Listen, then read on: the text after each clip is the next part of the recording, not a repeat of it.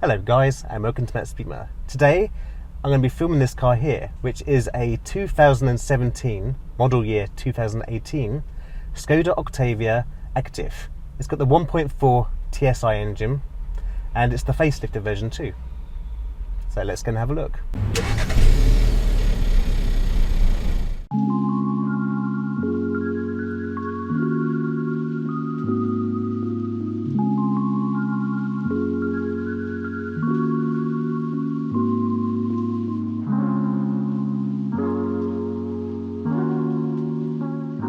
First of all, I want to say a big thank you to Nikita from the Hanger Steakhouse in Voykoska, Moscow, for letting me film his Skoda Octavia. Did you know that Octavia means 8th? Basically, the 8th model made after World War II was an Octavia. Many years later, in 1996, when Volkswagen owned the Skoda brand, they decided to bring back the Octavia name. The Mark I Octavia, aka the A4, ran from 1996 to 2004, though many markets still had the Mark I till 2011. The Mark II, known as the A5, ran from 2004 till 2013.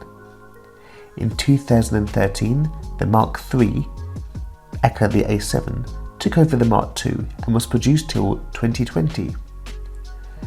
The current new Mark IV, known as the A8, took over the reins from the A7 and is very successful. Anyway, the A7 was a very successful car for Skoda. It was built on the same MQB platform as the Mark III LDA3, the Mark III Seat Leon and the Mark VII Golf, which I have filmed many times before on this channel. I'll leave the links down below.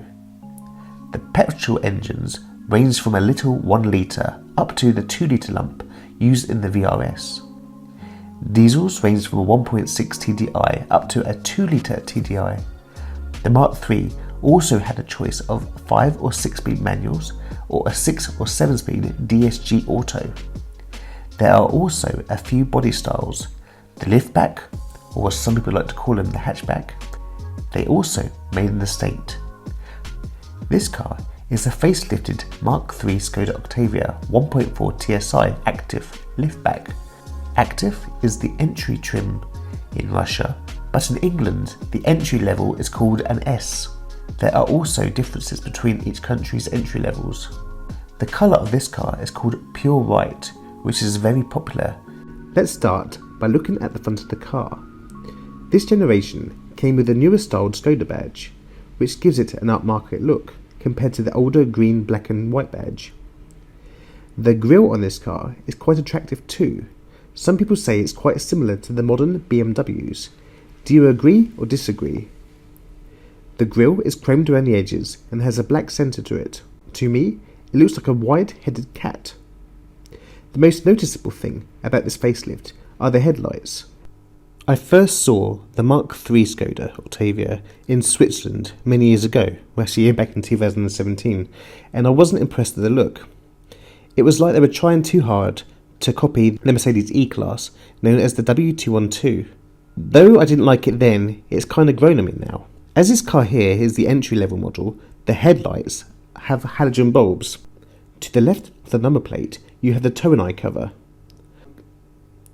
I like how the lower grille is kinda like a wide smiley mouth.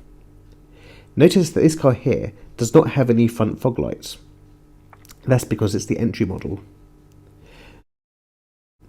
I also believe that the bonnet on this car is different to the pre-facelifted cars. I love how the bonnet flows with the grille design. This car here has the modern style flat wiper blades. The jet washers in this car are hidden underneath the bonnet line to help with the aerodynamics. This car has a coefficient drag of 0.28, which was an improvement of the previous facelifted version. If you look for the windscreen, you will see a kind of a clip to hold your parking tickets in place. The car originally had 16-inch steel wheels, which are now the winter set, but these wheels here are aftermarket Russian alloys, wrapped in 205/55 R16 Yokohamas. The front brakes are vented discs, and the front suspension is made up of McPherson struts and coil springs. The mirrors on this car are colour coded, though the lower half is black plastic. As you can see, the indicators are built into the mirrors. They are also electronically adjustable and heated. All the windows in this car have a slight tint to them, though the rear half of this car have darker tints. The window trims in this car are made from black plastic. The door handles are of the pull type.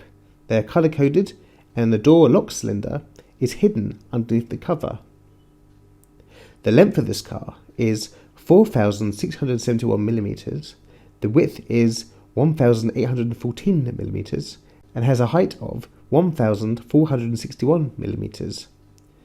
The fuel cap on this car is easy to access. All you need to do is push in the door a little bit so it pops back open. On the inside of the door, you have the usual stickers, like the tyre pressures and the recommended fuel. But there is also an eye scraper for the windows, ideal for Russia. To close the door, all you need to do is to push the door inwards so it stays closed.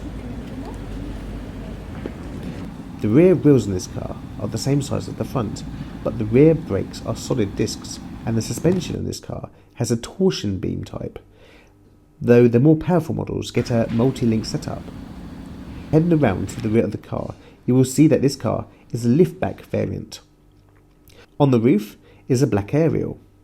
There is a third brake light at the top of the heated window, which you can't really see because the window is tinted. Also on the rear, you will see the new Skoda logo, the brand name plus the model name. The release button and the number plate bulbs are located just above the rear number plates. The only thing that I can tell that is different between this car and a pre-facelifted car are the rear tail lights. They are so much better looking on this car. Heading down, we have the base spec bumper. There are reflectors on both sides, and here is a tow eye cover. At the very bottom, we have the black plastic detailing to break up the white blandness. The exhaust pipe in this car is hidden. This car here has twin exhaust pipes. Let's have a look at the key. First of all, this type of key is known as the switchblade key. On the other side, we have the new Skoda logo. There are 3 buttons on the front: lock, boot release, and unlock. If you hold down the unlock button, the windows and sunroof will go down. But this car doesn't have a sunroof or rear electric windows, so only the front windows will roll down. If you hold down the lock button, all the windows will close.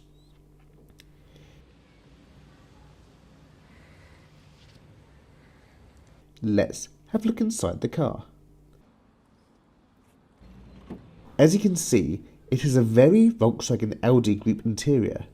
That's a good thing, by the way. It is very well built inside, extremely comfortable, and a pleasure to be in, which is ideal for these cars as they are made to do many miles for company car drivers or taxis. The interior is finished in active black trim. Starting at the top of the dash, we have the air vents for the windscreen. As you can see, it is soft touch. While on the subject of touching the trim, the main face of the dash is soft, while the glove box and everything below is kind of made from hard plastics. As well as the windscreen air vents, there are vents for the side windows too. Moving down the level, we have the air vents at both ends. The surrounds are gloss black, and there is a wheel to adjust the flow, and a knob with chrome accents to change direction. There are also some vents in the centre with the same detailing as the outer vents. Between the centre vents, you have the passenger airbag information display light. Just below that, you have the hazard switch. Moving on down, we have the infotainment system, which I believe is called Swing, but I'm not too sure. I will do a timestamp so you can find the multimedia system much easier. Just below the multimedia system, we have the aircon and heater controls. Amongst the sea of blanks, we have 3 buttons. This button is for turning the aircon on and off, while this one here is for the heated rear window, and this one is for recirculating the air.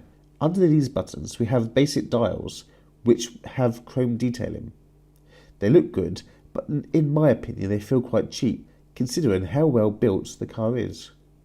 The left wheel controls the temperature. The centre wheel controls the speed of the fan. There are 6 speeds on this car, just like the gearbox. The wheel on the right hand side controls where you want the air to flow. Moving on down, we have a useful USB port and a tiny storage area. Moving on down once more, we have a row of blanks. But one of these buttons does something, and that is controlling the central locking. This car has a 6-speed manual gearbox. It feels so nice to use, as in effortless. To select reverse, you have to push down the gear lever, then push it far to the left and then forward. Just like a normal Volkswagen. Moving back a little, we have the 12-volt power socket, or cigarette socket. There are also cup holders. There's 2 big ones and 1 smaller one just in the middle, ideal for carrying your energy drink. You know the one that makes you fly. For me though, it's great to see a car with a conventional handbrake. It's quite sad that cars are losing it to an electrical button. I don't think this car on the armrest itself is from Skoda. It feels like an extra that a dealer would sell you. The storage in this box though is massive. Let's head over to the driver's seat. First of all, I need to turn the ignition on. It makes a change having a car with a key, which is a nice feature. The dials in this car are the base spec ones, but they still look great in my opinion, especially with the silver details. On the left, we have the rev counter, which redlines at 6,500, and there is also a temperature cooling dial. In the centre, we have the onboard computer, which I will come back to in a moment. To the right, we have the speedo and the fuel gauge, and at the bottom we have the trip reset button. I love this steering wheel. It is very simple but still looks great. The horn is located on the centre of the wheel, along with the driver's airbag. The A7 Octavia has electric power steering, which becomes heavier the faster you go, and lighter around town.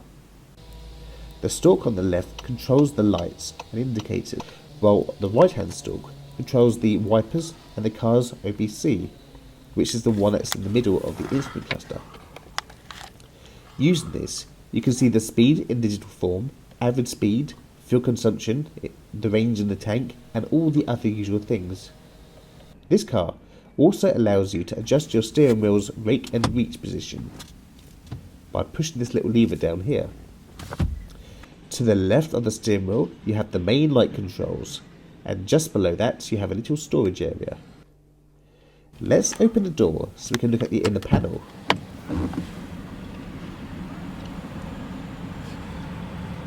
On top we have a little red light which acts as a security device. The silver trim on this car gives a more upmarket look. Here are the mirror controls, and working our way down there are 2 buttons for the front 2 windows. There is a speaker and a large door pocket, and this here is to help you see at night. This is the bonnet release. The pedals in this car are comfortable to use. The crisscross design on these seats tell us that this car has the active black seats. The driver's seat is very comfortable, and you can also adjust the height. Oh, before I forget, let's look up top. The rear view mirror is a classic basic type. There are also plenty of switches to control this car's interior lighting. Both sunvisors get a vanity mirror. Everyone also gets grab handles up top too. Let's pop around to the passenger's side. The passenger's door is, as you would expect, a very basic version of the driver's door.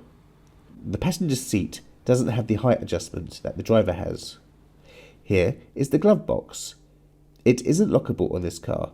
If you open it up, it is massive inside. The upper compartment is ideal for the user manual, but on higher spec cars there would be some sort of DVD infotainment system up here. The key slot is so that you can turn the passenger airbag on and off. The glove box can also be made to be cool inside. And oh, there is also a little pen holder. Now let's have a look in the back. In the back, it is very spacious and comfortable. It also keeps in line with the front, though the quality does feel a little bit cheaper. In the back, you get wind-up windows, which brings back memories of the good old days. There is also storage and a speaker. Up top are grab handles and a hook, so you can hang your clothing on it. As well as up top, there are also hooks on a door pillar. On the back of the front seats, you have pockets for keeping your maps or other items. It is good to see that Skoda aren't cheaping out by putting a net here, like some of the Mercedes do. This car also has ISOFIX points on the rear seat, which is extremely useful, and I think it's the law anyway. It's very useful for keeping your children safe in the event of an accident. Up on the roof, we have the rear lighting panel for the rear passengers. It is quite spacious in the back. There is a lot of headroom and legroom for most people. I had the driver's seat in a quite far back position. Also in the back, you can fold the rear seats down. It is a very simple method. The seats fold down in a 60-40 ratio. Let's open the rear hatch to get a better look.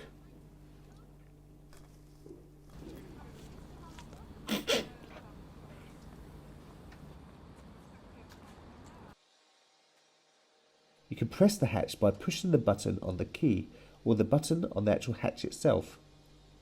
One of the biggest party tricks of this Octavia is it has a massive luggage compartment which has a capacity of 590 litres, and if you fold the rear seats down you get 1,580 litres of volume.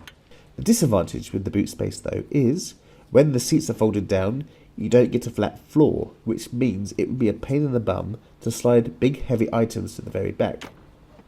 In the boot are so many points where you can actually tie down the luggage, so rest assured all your shopping will be safe and not destroyed, especially if you drive like Nigel Mansell. To the far right hand side there is the first aid kit and the boot's interior lighting. Under the boot floor you get a spare wheel and tools to help you change the wheel over, which makes a change these days. What I also like is there is a rubber thing just here to help you close the boot down, which is ideal if you are short or if you don't want to get your hands dirty.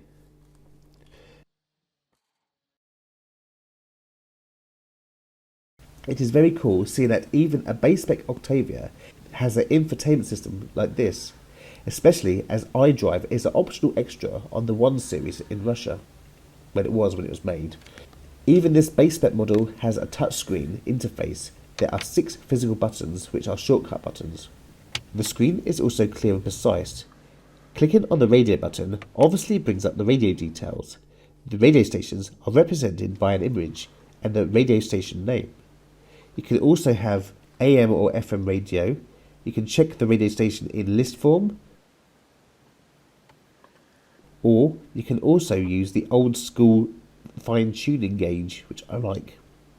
There is quite a long list of settings for the radio too. Media allows you to play music in other ways, for example USB and the SD card. Unfortunately, I don't have anything to show you it in motion. Mute puts the system in silent mode. Setup basically puts the car in settings mode. As you can see, there is quite a lot of settings options, even on this system.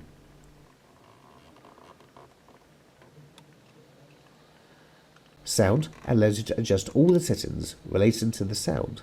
For example, bass, fade, all that kind of stuff.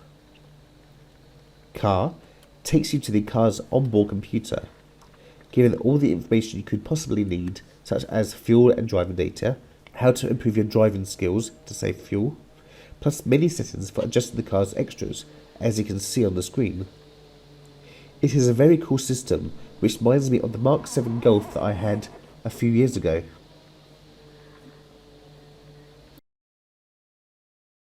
Let's pull the bonnet release, lift up the bonnet and use the bonnet prop to keep it up.